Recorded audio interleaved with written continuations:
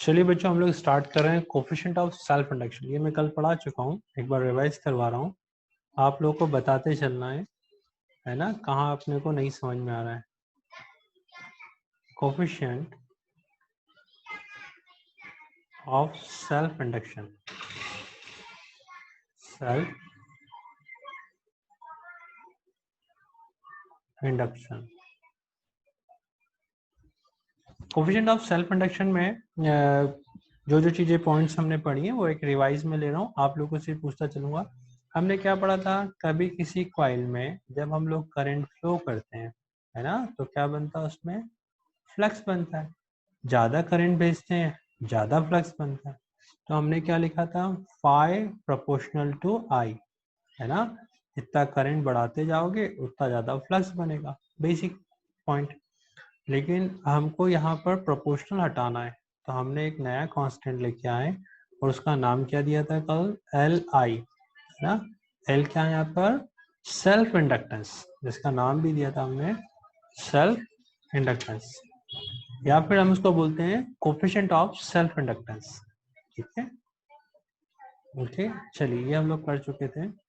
अब हम लोगों ने एक पॉइंट और पढ़ा था कि अगर किसी कॉइल में जब आप फ्लक्स चेंज करते हैं, है ना, हम लोग किसी कॉइल में फ्लक्स चेंज कर रहे हैं, तो क्या होता है उसमें? इंड्यूस ईएमएफ वहां पर जनरेट होता है।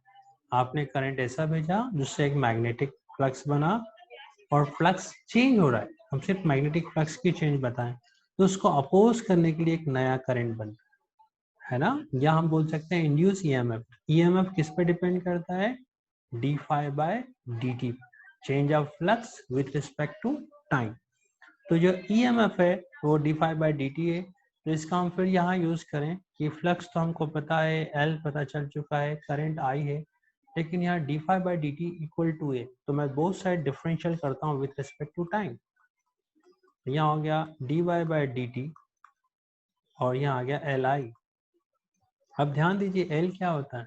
कल ही पढ़ा था, कांस्टेंट होता है। या आप ऐसा लिख सकते हैं जैसे V equal to V proportional to I, पहले पढ़ चुके हैं, है ना, वोल्टेज प्रोपोर्शनल टू करंट। जैसे हमने कहा था इस प्रोपोर्शनल को हटाने के लिए पहले हम रेजिस्टेंस R ले आए थे, है ना। उसी टाइप से यहाँ पर भी प्रोपोर्शनल हटाकर हम लोग क्या लेके आए थे? L। तो L अभी हमारे लिए यहाँ पर इस सिचुएशन में हम कांस्टेंट लेके चल रहे हैं, है ना। सो L क्या होगा? डिफरेंशियल में बाहर आ जाएगा और क्या बचेगा? D I by D T equal to D phi by D T. ये कल पूरा कंप्लीट हो चुका है ना, बट अभी कई बच्चे कंफ्यूज ही है। तो D I by D T हमारे पास क्या है? Change of current with respect to time. अच्छा, एक और चीज हमने पढ़ी थी कि जब हम करंट चेंज कर रहे हैं, ध्यान देना, करंट हम चेंज कर रहे हैं तो जो इंड्यूस ईएमएफ है वो अपोजिट डायरेक्शन में, है ना। इंड्यूस ईएमएफ अपोजिट डायरेक्शन में, मतलब वो अपोज करता है।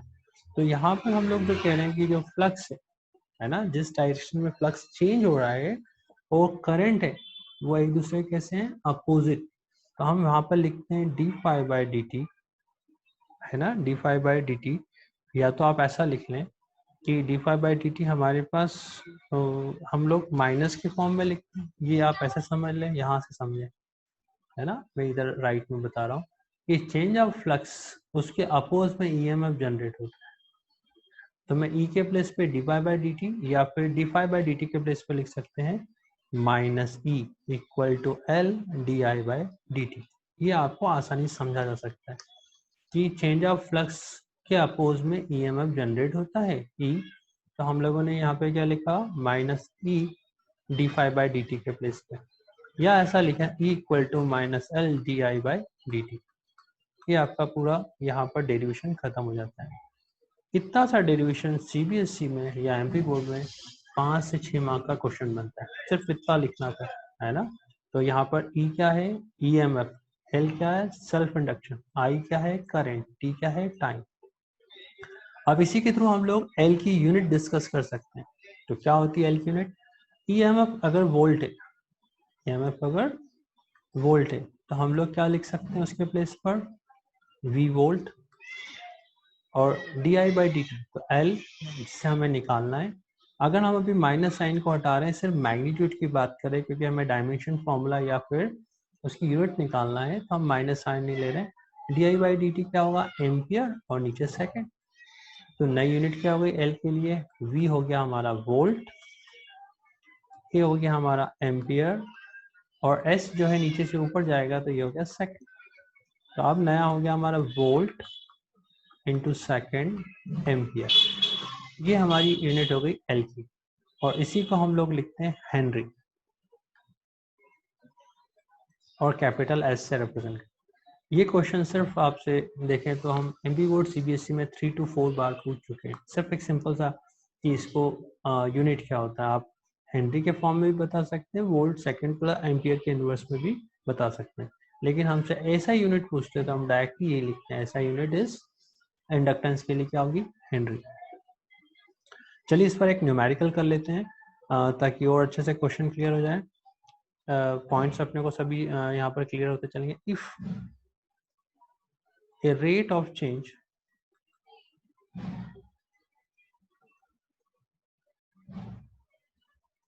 of current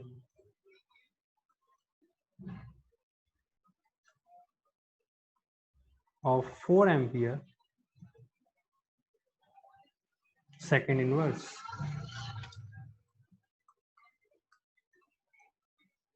induce an EMF of 20 millivolt in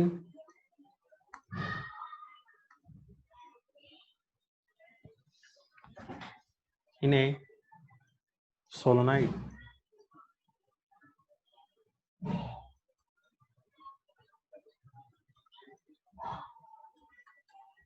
question क्या बन रहा है आपको, what is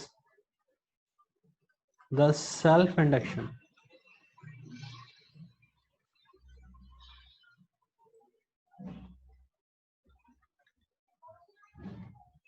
क्वेश्चन बन रहा है आपका सेल्फ इंडक्टेंस है ना ऑफ ए सोलोनाइड। क्वेश्चन बहुत आसान है अगर आप ध्यान समझे तो क्वेश्चन में हमें उन्होंने क्या दिया है ना, देखिए ध्यान से, if rate of change of current मतलब क्या है, di/dt करंट में चेंजेस, और इंड्यूस ईएमएफ ऑफ 20 मतलब आपके पास ईएमएफ भी दिया है 20 मिली वोल्ट। तो solenoid what is the self inductance, simple सा क्वेश्चन। और देखिए ये हमें सीबीएसई में 3 से 4 बार आ चुका है बोर्ड एग्जाम में। देखिए कितना आसान क्वेश्चन था। हमारा फॉर्मूला हमने पढ़ा हुआ E equal to EMF equal to minus L मतलब इंडक्टेंस di/dt। देखिए सर वैल्यू पुट कर रहा हूँ मैं, ध्यान से देखना।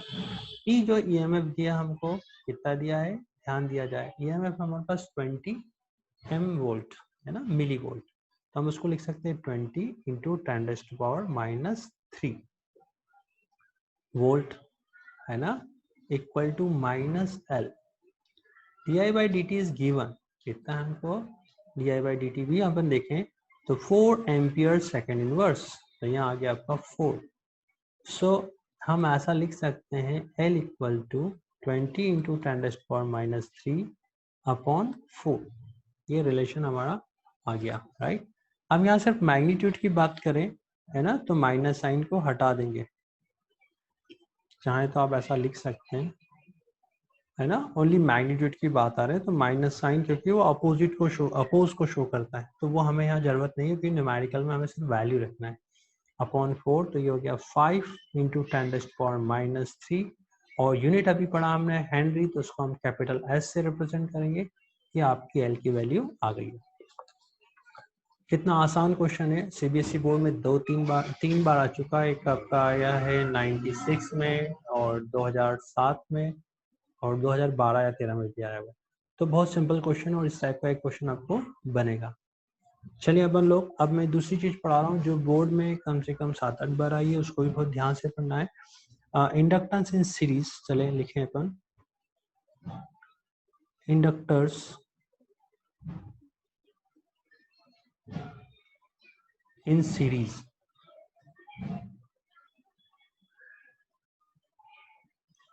ध्यान समझे, पहले हम लोग डायग्राम बना ले प्रॉपर है ना, क्योंकि जो आपको एग्जाम में आने वाला है इसमें एक तो आपका सिंपल सा एक डेरिवेशन आ सकता है या न्यूमेरिक आ सकता है। हमारे पास दो कॉइल हैं,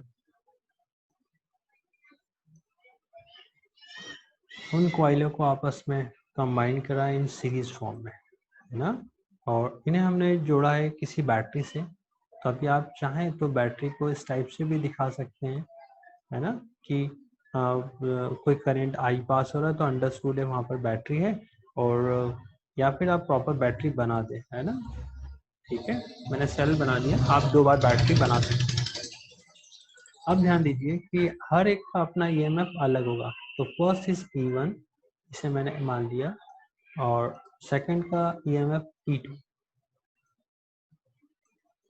ओके, E1 E2 हमारे पास आ चुका है, जो हम पहले अभी पढ़ चुके हैं। तो अभी हम लोग कहें कि E1 की वैल्यू किस पर डिपेंड करती है, तो होता है -L1 di/dt, और अगला E2 इक्वल टू माइनस का L2 di/dt।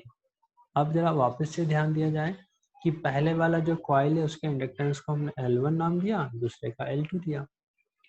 सीरीज में करंट जो होता है वो सेम होता है, मतलब आई यहाँ से फ्लो हो रहा है तो आई भी यहाँ से ही फ्लो होगा, और टाइम के रिस्पेक्ट में जो चेंजेस हम बता रहे हैं अभी सेम मानेंगे, है ना। तो एक लाइन लिखते चलेंगे अपन लोग कि इंडक्टेंस इन सीरीज अगर एग्जाम में आपको आता है तो थोड़ा सा प्रॉपर लिखना है। Let coil is 1 is L1, inductance is L1, है ना, एंड L2, और करंट आपने यहाँ पर आई पास कर रहे हैं, है ना। ठीक है, ये प्रॉपर वे में लिखना है। मैं यहाँ पर आपको इसलिए शॉर्ट में लिख रहा हूँ क्योंकि ये फॉर्मुलेस अभी आपने पढ़े। तो फाइनली हम लोगों ने यहाँ पे जो करंट पास किया I1 I2, तो हम लिखेंगे नहीं, सेम आई रहा, लेकिन ईएमएफ हमारे यहाँ पर दोनों का अलग अलग रहा, क्योंकि हमने पढ़ा है सीरीज में रेजिस्टेंस अगर लगे हैं तो दोनों के क्रॉस ईएमएफ डिफरेंट होता है। ये हमने 10th क्लास से पढ़ते आ रहे हैं, है ना। ठीक है, चलिए इसको अभी यहाँ एक्सप्लेन करने का कोई लॉजिक नहीं लग रहा मुझे कि आपको ज़रूरत है। बाकी आपको पता है कि सीरीज में वोल्टेज डिफरेंट होते हैं, करंट सेम होता है। अब आते हैं हम लोग, let I2 is equivalent self inductance and two inductors connected in series. तो यहाँ पर हम फाइनल ईएमएफ की बात करें, है ना। फाइनल ईएमएफ मतलब जो दोनों E1 E2 लगाए तो रिजल्टेंट हम जो भी ईएमएफ होगा वो हम बैटरी के ईएमएफ को मानेंगे।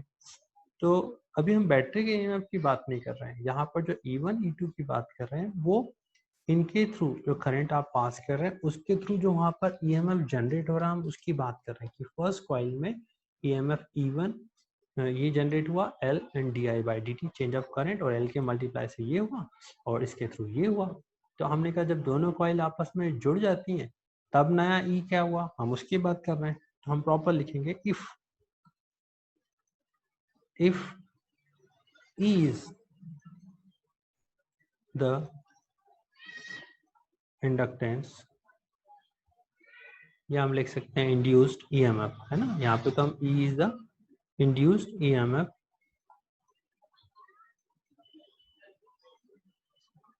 produce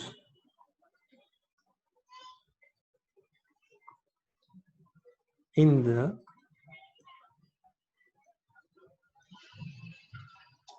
है ना, पूरा अपन इक्विवेलेंट की बात कर रहे हैं, रिजल्टेंट हम बात कर रहे हैं कि जो हमको मिला। ठीक है, चलिए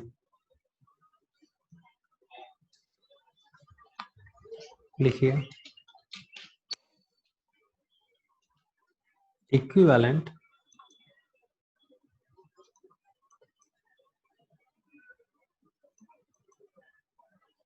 इंडक्टेंस, या इंडक्टर लिख लीजिए आप, व्हेन, कब, when the rate of change of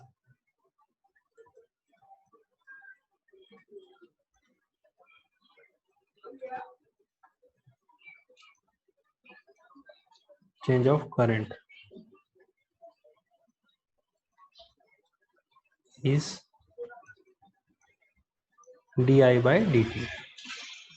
तो क्या लिखेंगे हम, E इक्वल टू माइनस का L, मतलब जो नया इक्विवेलेंट ईएमएफ हो E, और जो इक्विवेलेंट L होगा उसे LS से रिप्रेजेंट करा, और di/dt। मतलब क्या सीखा हमने, जब दो सीरीज में लगे हैं हमारे पास इंडक्टेंस L1 L2, तो उनको हटाकर हम एक रिजल्टेंट मान लें, या दोनों के कारण जो इफेक्टिव इंडक्टेंस होगा वो हमारा LS है, और जो करंट है वो तो दोनों में सेम पास हो रहा है, तो अभी हमारा जो EMF आएगा वो EA हो गया।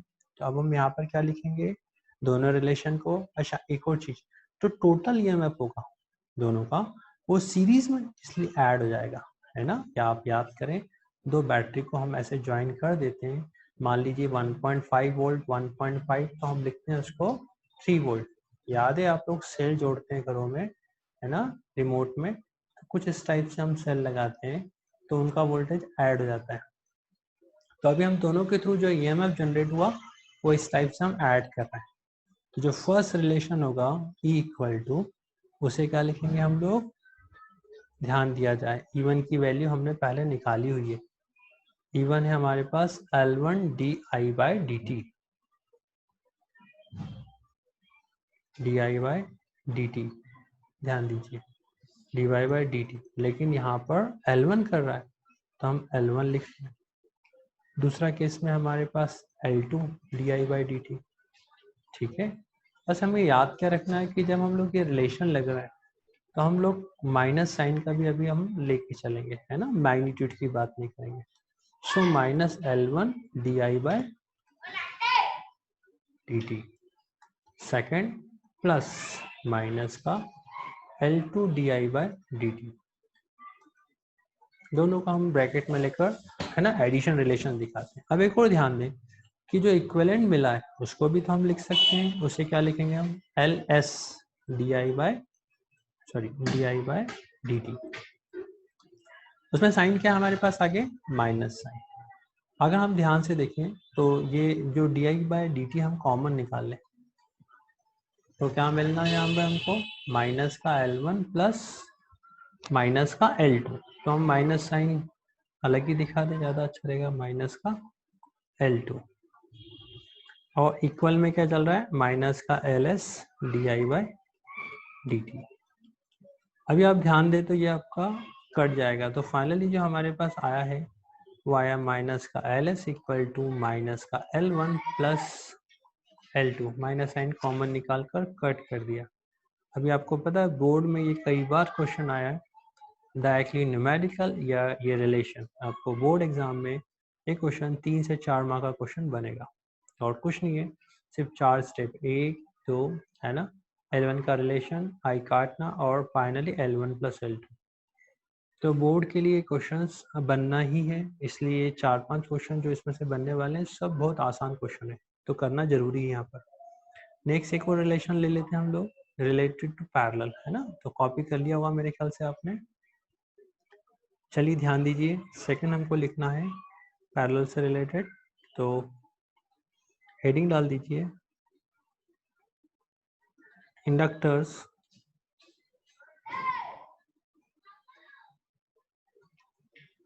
In parallel.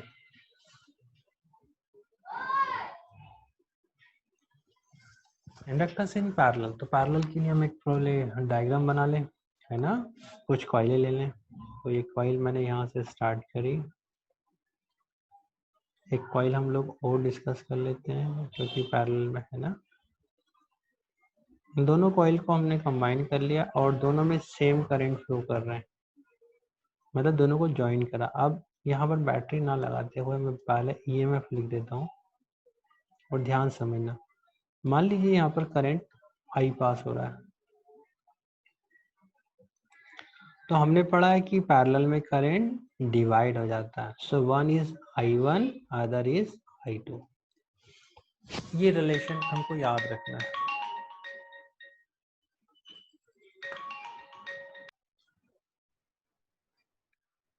ध्यान दीजिए, तो दो हमारे पास जो कॉइल हैं L1 और L2, तो मैं उसका नेमिंग कर देता हूँ, one is L1 and other is L2। अभी यहाँ पर हम लोग मान के चलें कि जो आपने EMF दिया है ना बैटरी के थ्रू, वो हम E मान रहे हैं, लेकिन यहाँ पर हम ये जो E लिख रहे हैं वो हमें इसके थ्रू या इसके थ्रू जो फाइनल EMF मिल रहा है हम उसकी बात कर रहे हैं ना, इक्विवेलेंट EMF की बात करूंगा तो मैं E लिखूंगा। या इसको और आप समझना चाहें तो इस टाइप से लिख सकते हैं कि मान लीजिए हमारे पास यहाँ पर चलिए, तो हम यहाँ बैटरी के थ्रू जो ईएमएफ मिलता है उसकी बात कर रहे हैं, लेकिन यहाँ पर हम लोग बैटरी की बात नहीं कर रहे हैं। हम लोग कह रहे हैं कि L1 और L2 के थ्रू जो जनरेट हुआ ईएमएफ, उसका इन दोनों के अक्रॉस रिजल्टेंट हम ई मान रहे हैं, और पैरेलल में क्या होगा, दोनों का ईएमएफ जो जनरेट हुआ है वो ई मानेंगे हम लोग, है ना। L1 के थ्रू भी ई और L2 के थ्रू ई। तो जो हम बैटरी का ईएमएफ ना बोलते हुए जो हमारा इंड्यूस ईएमएफ जनरेट हुआ उसके लिए करते हैं। तो ज्यादातर बुक्स जो बैटरी होती है उसको नहीं बनाते हैं, तो बैटरी जनरली नहीं बनाई जाती है ना। और ऊपर के डायग्राम में मैंने आपको पहले मना करा था, पर फिर भी आप चाहें तो बनाएं, अदरवाइज को छोड़ सकते हैं, है ना। कि जो हमारा डायग्राम था, एक मिनट देख लेते हैं अपन। मैं आपको यहाँ पर एक बार और सजेस्ट कर देता हूँ। ये हमारा न्यूमेरिकल था, ये पैरेलल में था, है ना। तो E1 E2 हम लोग लिख रहे हैं, बैटरी के ईएमएफ के थ्रू डिस्कस नहीं कर रहे, है ना। ठीक है, तो ये गड़बड़ ना करें, इसका ध्यान रखते चलें। सेकंड में भी हम लोग चाहें तो यहाँ बैटरी नहीं बनाए, सीधे इसको फाइनली फ्री छोड़ दें, है ना, तो भी चलेगा। तो ई जो हमारे पास अभी ईएमएफ जनरेट हुआ है वो क्या है, दोनों जो कॉइल L1 L2 है उसी कारण इफेक्टिव ईएमएफ जनरेट हुआ है ना, उसको हम बोलेंगे। अच्छा, हम लोग L1 के क्रॉस माने तो L1 इक्वल टू होता है माइनस का L1 into D I by D T, ये पढ़ा। और E2 इक्वल टू होगा हमारा माइनस का L2 D I by D T. अब ध्यान क्या रखना है यहाँ पर कि सीरीज पैरेलल में ईएमएफ सेम होता है, मतलब E1 E2 नहीं लिखना है, ओनली ई आएगा। सेकंड, इंडक्टेंस तो आपका L1 L2 है, लेकिन यहाँ करंट चेंज हो गया, ऊपर वाले में I1 है, सेकंड में I2 है, तो ये रिलेशन हमारा चेंज हो जाएगा। अब हम लोग कह रहे हैं कि दोनों को जब हम कंबाइन कर रहे हैं, मतलब जो दोनों सीरीज कंबाइन हो रही, तो एक ही रिलेशन है करंट I का। सो I इक्वल टू हमने पढ़ा है I1 प्लस I2। ओके, सो I1 I2 का एक रिलेशन दिया, लेकिन हमारे पास तो di1 dt है, di2 है, तो both side differential with respect to time. So di by dt equal to हो जाएगा di1 upon dt plus di2 upon dt। ये रिलेशन आ गया हमारे पास, ठीक है। अब इस रिलेशन का हम में वैल्यूज पुट कर दें, तो ध्यान दें हम लोग कि di1 बाई dt कहाँ से हमको रिलेटेड करना है, ध्यान दिया जाए, है ना, यहाँ से रिलेटेड किया जाए कि ये रहा आपका di1 dt। इससे मैं यहाँ की वैल्यू पुट कर सकता हूँ, तो क्या हो जाएगा di बाई dt ऐसे लिखा जाए, और यहाँ पर आ जाएगा di बाई dt के प्लेस पर आप लिख सकते हैं इन दोनों की वैल्यू, मतलब e अपॉन माइनस का L1। सिमिलरली यहाँ पर di2 के प्लेस पर आप ये रिलेशन का यूज कर सकते हैं, e अपॉन माइनस का L2। अब एक लाइन लिख ली जाए थोड़ा सा कि जो हमारा di बाई dt वो एक्चुअली है क्या, इंड्यूस करंट हम मान रहे हैं कि जो आपने ओवरऑल करंट दिया है वो टाइम के रिस्पेक्ट में चेंज हो रहा है। तो हम टोटल इंड्यूस ईएमएफ की बात करें तो इफ लिखें proper, if E is the induce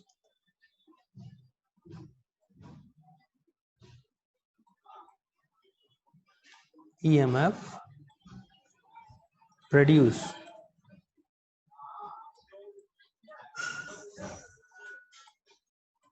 in the equivalent, है ना, equivalent inductor when the rate of change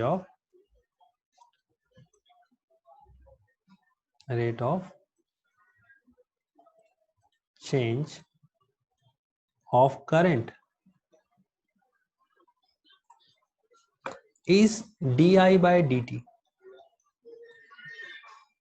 क्या होगा, E इक्वल टू माइनस का L। पैरेलल में तो हम जो रिजल्टेंट इंडक्टेंस रहेगा, मतलब एक इंडक्टेंस ये और एक इंडक्टेंस है, दोनों जब पैरेलल में रहेंगे तो उसकी जगह हम रिजल्टेंट इंडक्टेंस माने, तो उसे हमने दिया LP।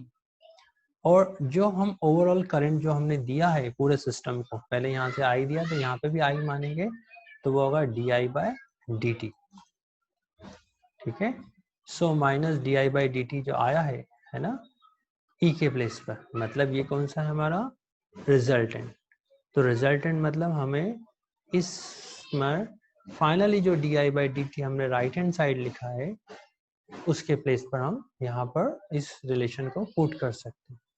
तो इस di/dt को मैं किसी कलर से और चेंज कर मतलब ये जो di/dt है उसकी वैल्यू निकाल कर, है ना, यहाँ पुट कर दी जाए तो हमारा रिलेशन बन जाएगा। क्या बनेगा, ध्यान दे से देखा जाए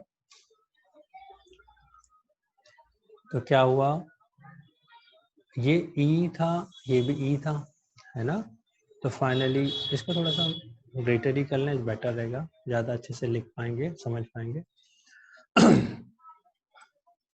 तो di/dt के प्लेस पर हम लोग क्या लिखेंगे, e/माइनस का LP।